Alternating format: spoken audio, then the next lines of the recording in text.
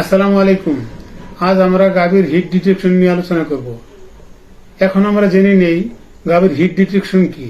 Hit detection হচ্ছে একটা গাভী গরম হয়েছে কিনা, আর গরম হয়ে থাকলেও সেটা প্রকৃতপক্ষে প্রজননের উপযুক্ত সময় হয়েছে কিনা এটা পরীক্ষা করার নামই হল হিট ডিটেকশন। আপনারা যারা নতুন এআই টেকনিশিয়ান আছেন তারা অনেক সময় দেখা যায় একটা গাভী গরম হয়েছে কিনা সেই সঠিক সময়টা নির্ণয় করতে পারেন না। এই সঠিক সময়টা নির্ণয় করতে না পারার কারণে একটা গাভীকে বীজ দিয়ে প্রথমবার বাচ্চা ধরানো যায় না, দ্বিতীয়বার আবার গরম হইতে 21 দিন সময় লাগে। এই 21 দিন সময়ের মধ্যে দেখা যায় ওই গাভীটাকে খাওয়াইতে গেলে অনেক সময় আপনাদেরও খামারেরও অনেক অর্থের অপচয় হয় এবং আপনাদেরও অনেক সমস্যার সম্মুখীন হতে হয়। মূলত আমরা দুটি বিষয়ের মাধ্যমে হিট ডিটেক্ট করতে পারি। সেই দুটি বিষয় হলো, একটি হলো গাভীর বাহ্যিক আচরণ অর্থাৎ বাহিরের লক্ষণ, আর অন্যটি হলো গাভীর রেক্টোভেজানাল পরীক্ষা অর্থাৎ ভিতরের লক্ষণ।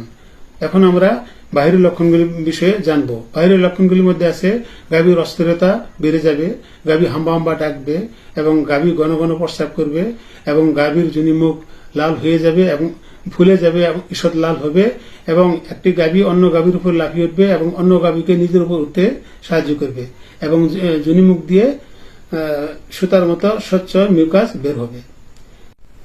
এখন আমরা গাভীর রেক্টোভেজানাল পরীক্ষা সম্বন্ধে জেনে নেই। রেক্টোভেজানাল পরীক্ষা হচ্ছে গাভীর ভিতরের লক্ষণগুলি।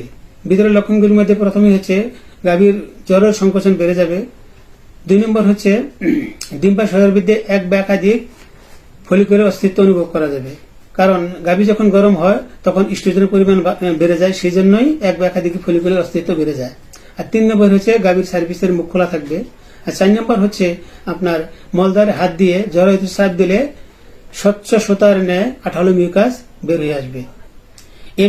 এইভাবে আমরা একটা গাভীর হিট ডিটেক্ট করতে পারি। আজ এ পর্যন্তই। আপনারা সবাই ভালো থাকবেন, আমার জন্য দোয়া করবেন।